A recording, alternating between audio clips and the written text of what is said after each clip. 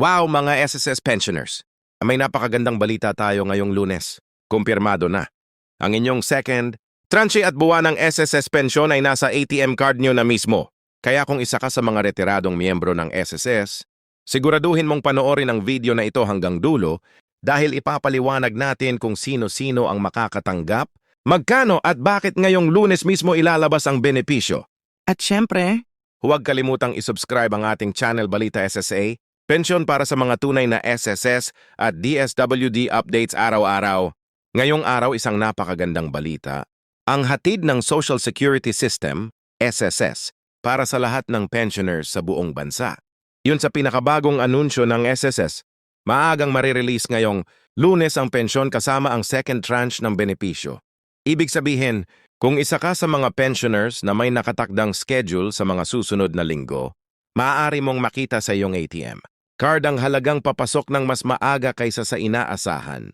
Ayon sa mga opisyal, ito ay bahagi ng kanilang layunin na maibigay agad ang tulong sa mga senior citizens bago paman sumapit ang katapusan ng buwan. Marami sa ating mga pensioners ang umaasa sa buwan ng SSS pensyon para sa pang-araw-araw na gastusin, gamot, pagkain at pangkuryente, kaya't malaking ginhawa ito para sa kanila. Ang advance release na ito ay isa ring para ng SSS upang maiwasan ng sabayang paglabas ng pondo na nagiging dahilan ng delay o haba ng pila sa mga bangko tuwing katapusan ng buwan. Batay sa ulat, lahat ng SSS pensioners na may ATM accounts ay makakatanggap ng kanilang pensyon direkta sa kanilang card.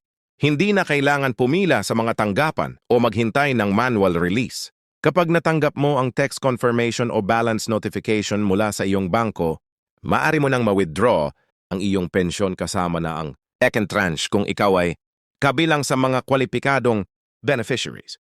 Ang second tranche na ito ay parte ng adjustment program ng SSS para sa mga pensioners na nakatanggap ng partial payment noong nakaraang buwan. Ayon sa SSS, layunin nilang tapusin ang lahat ng natitirang disbursement bago matapos ang linggo upang masiguro na walang maaantala sa susunod na cycle ng payout. May ilan ding good news para sa mga pensioners na hindi nakatanggap ng kanilang unang tranche noong Setyembre. Ayon sa opisyal na pahayag, isasabay na rin ngayong Lunes ang mga delayed payments upang maging pantay ang release schedule ng lahat ng miyembro. Kaya kung hindi mo pa nakikita ang iyong pension sa account mo, mainam na i-check ito ngayong Lunes dahil malaki ang posibilidad na kasama ka sa mga mabibigyan ng sabayang release. Ang mga bangko naman ay nakahanda na sa pagdagsa ng mga transaksyon. Pinapaalalahanan ng SSS ang mga pensioners na gumamit ng digital banking, apps para mas mabilis na ma-check ang kanilang balance at maiwasan ang mahabang pila sa ATM. Paalala rin na iwasan ang pagbahagi ng ATM PIN o mga personal na detalye dahil dumarami rin ang mga scam na ginagamit ang pangalan ng SSS para manloko ng mga pensioners. Ngayong Lunes, siguraduhin mong nakahanda ang iyong ATM card dahil ayon sa opisyal na schedule, magsisimula ang crediting ng SSS monthly pension at second tranche sa umaga pa lang. Kaya't kung may balansi ka na o may notification mula sa iyong bangko, malaking posibilidad na iyon na mismo ang iyong pension release. Ngayong nakumpirmang magsisimula na ang maagang release ng SSS, pension at second tranche ngayong Lunes, ang tanong ng karamihan ay, sino-sino nga ba ang makatatanggap nito agad?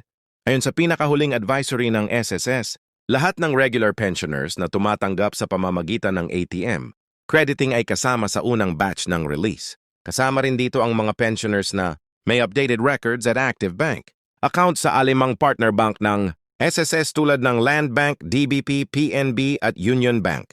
Para naman sa mga pensioners na nakatanggap ng unang tranche noong Setyembre, maaari nilang asahan na ang natitirang second tranche ay papasok ngayong Lunes ayon sa bagong payout schedule. DOSA ay bahagi ng Continuing Disbursement Program ng SSS upang tuluyang maibigay ang buo nilang benepisyo bago matapos ang buwan. Para malaman kung kasama ka sa early release, narito ang ilang dapat tandaan. Una, siguraduhin mong updated ang iyong SSS record at bank information. Maraming pensioners ang hindi agad nakakatanggap dahil may maling detalye sa kanilang records o lumang bank account na hindi na aktibo. Kung may duda ka, maaari mong i-check ang iyong status sa My SSS portal o sa SSS mobile app kung saan makikita mo kung nakasama ka na sa release batch.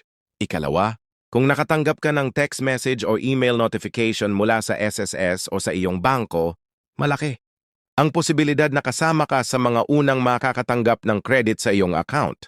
Ayon sa SSS, ang mga pensioners ay hindi na kailangang pumunta sa opisina dahil lahat ng release ngayong buwan ay automatic crediting na sa mga bank accounts.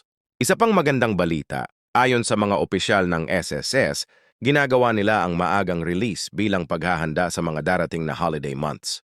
Gusto nilang siguraduhin na ang mga pensioners ay makakapagplano ng maayos at makakagamit ng pondo para sa kanilang mga pangangailangan bago pa man sumapit ang Pasko.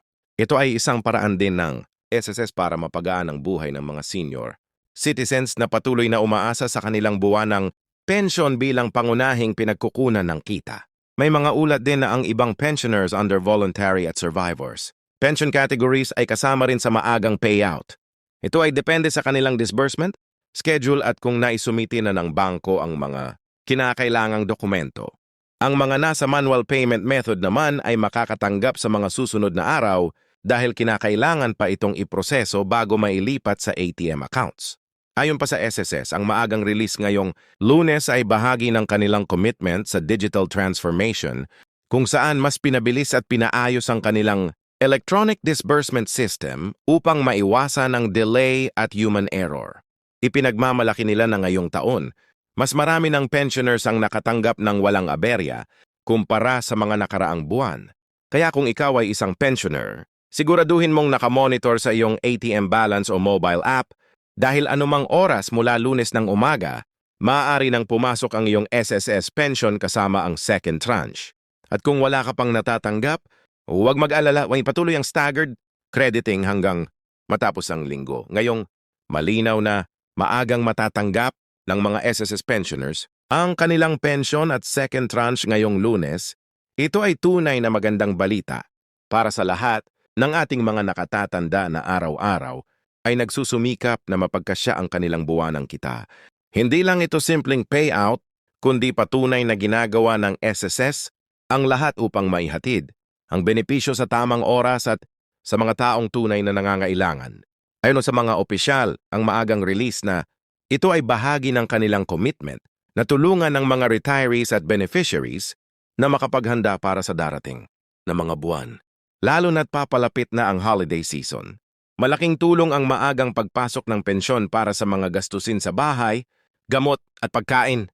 Hindi na rin kailangang maghintay ng katapusan ng buwan o mag-alala kung kailan darating ang benepisyo dahil ngayong Lunes, pera na mismo ang papasok sa inyong ATM para sa mga pensioners na patuloy na nagtitiwala sa SSS.